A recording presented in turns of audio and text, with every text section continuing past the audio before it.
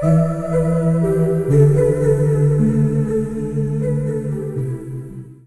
le Seigneur vous bénisse abondamment.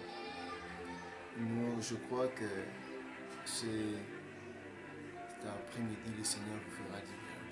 Et je vous ai apporté un message de la part du Seigneur. Nous allons parler sur la croissance chrétienne.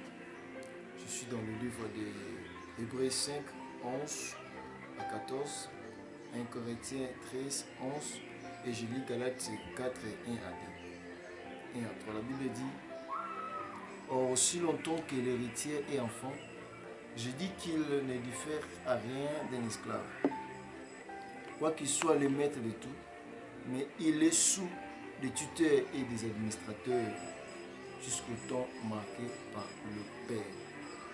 Par définition, la croissance chrétienne, c'est l'évolution, le progrès dans la vie chrétienne qui commence de la nouvelle naissance à la maturité. Et vous devez savoir que, étant chrétien, vous avez devoir agrandir dans les choses de Dieu. L'homme a deux parures.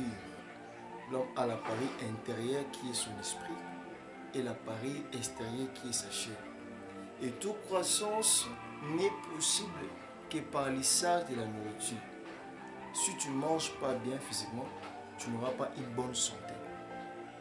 Et vous avez aussi devoir, étant chrétien, de faire nourrir votre esprit pour que vous puissiez grandir. On dit souvent que ceux qui ont bien été à cause de attaquer l'infection. Esprit, ceux qui ont bien été, l'infection des arabes, péché. Donc, un enfant de Dieu doit bien manger pour qu'il puisse grandir. La première nourriture spirituelle, c'est la parole du Seigneur.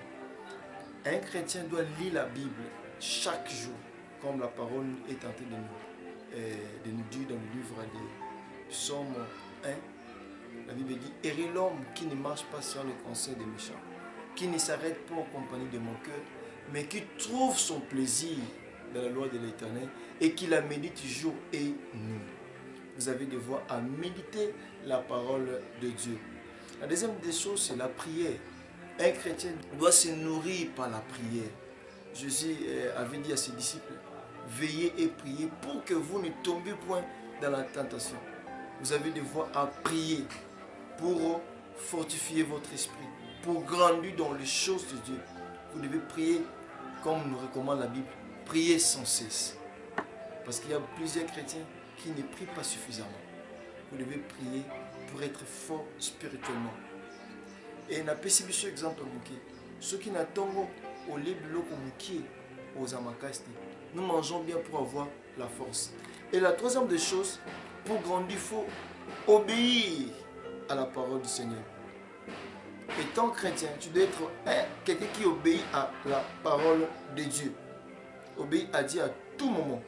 Votre façon de vivre, votre façon de faire prêche mieux que votre façon de parler. Un enfant de Dieu, un vrai enfant de Dieu, doit vivre la parole de Dieu. Christ a dit à ses disciples: je vous laisse ma parole. Maintenant, je vais énumérer les 7 hommes qui prouvent que ces derniers n'ont pas connu la croissance spirituelle. Le premier point,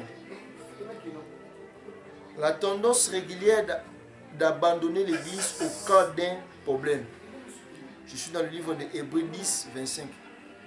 Si tu vois un chrétien, il est prêt à abandonner son Église à cause d'un insulte ou à cause d'une oppression. C'est un chrétien qui n'est pas encore grandi.